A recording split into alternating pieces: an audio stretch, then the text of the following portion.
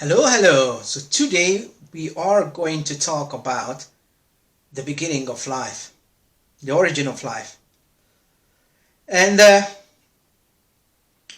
remember from school learning that you have simple organisms, and the way that life started was all just due to chance. But they starting to realize that there isn't single life form, especially since they mapped DNA in the human genome.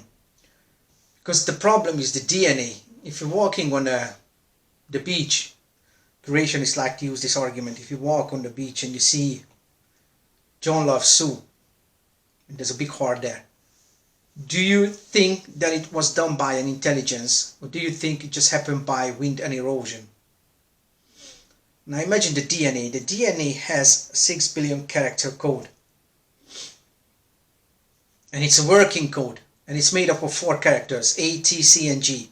And those 4 characters code everything from the color of your eyes, how much muscle you can gain, how fast, how tall, how smart you're going to be, decoding everything. And if we are the product of evolution, how? And that's the biggest problem. I read it somewhere that the problem is evolutionary biologists. They don't talk to information technologists. They don't talk to computer scientists, because DNA is exactly like a computer code. It behaves like a computer code. And where does information, computer code is information, but where does information come from? How do you gain information? You don't really. And there's a difference between, apparently, apparently there isn't a way to gain information. Information has to be imputed. And the other thing is, if information is not possible to gain, if you don't gain information, but information has to be imputed, then how does evolution work? And there are many scientists now who's coming out, and fair play to them, because if you're a scientist and you come out and you say that you don't believe in evolution anymore, then you're pretty much done as a scientist. You get ridiculed, you might lose your job. And I remember watching this video where 3 scientists are talking about evolution, and one was a computer scientist, one was a mathematician, and one was a biologist, sort of. I think he's a biologist, or he knows a lot about biology. They were discussing this, and he said it's literally impossible for evolution to occur unless it was guided, because there's just no way that information behaves in a way that people say information behaves.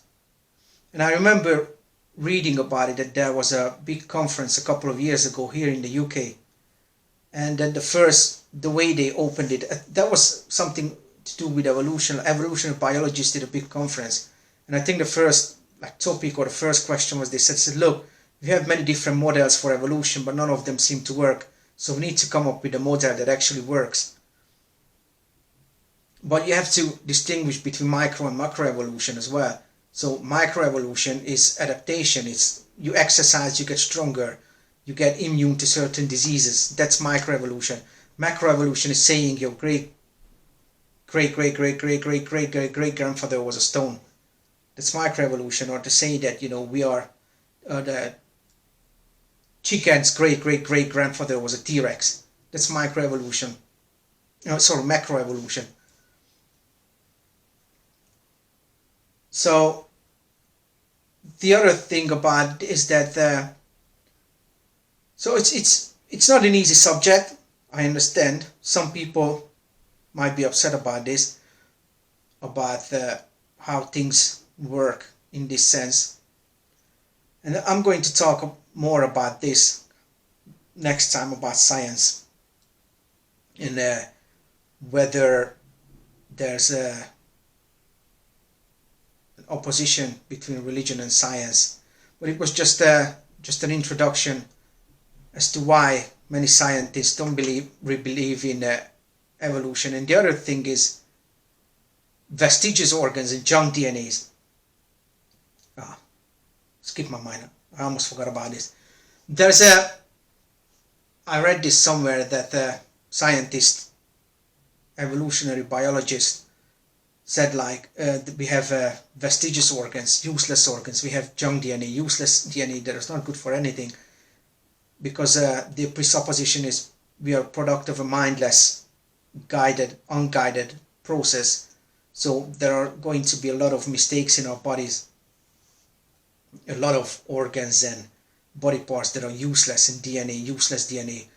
However, creationists kept saying, no, we're going to find them that they're useful, they are for things because we are created. And it turns out the creationists are right, because the things it looks like there are no vestigious organs. It looks like there is no junk DNA. Everything that we has is for a purpose. Everything has a use for something. So based on our presuppositions, I suppose, we come to a conclusion. The problem is, if you come to the wrong conclusion, then you might fail to investigate the existence of God, and that might lead to a lot of trouble. Bye.